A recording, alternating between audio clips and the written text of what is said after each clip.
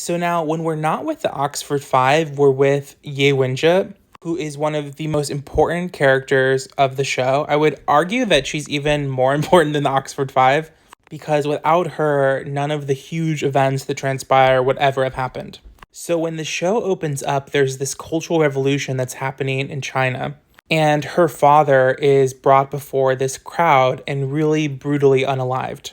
And she is forced to watch. This is also the opening moment of the show, and I honestly didn't know if I would be able to get into the show because it was such a gruesome, brutal opening. But I think this is maybe like Dan DB Weiss and Dan, whatever his name is, Benioff.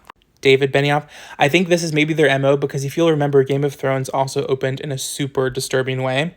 So basically, we see this happen, and then we go back and forth between the Oxford Five, which is the group of five that we talked about in the last video, and the present in London, and Ye Winja's character, who after this moment where her father is brutally unalived, is sent to basically this labor camp. So at the camp, basically they're doing this huge like deforestation project. They're cutting down all of these trees.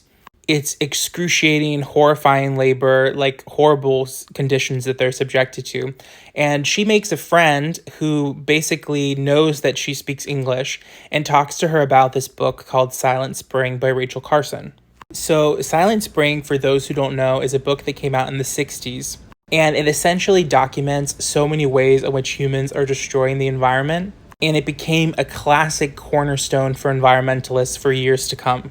Also, one of the lines from the book, "In nature, nothing exists alone," becomes one of the kind of mantras of the show, and also becomes an agent that they are setting up for a kind of plot device sort of theme that is going to be introduced later in the show as we move forward in the episodes.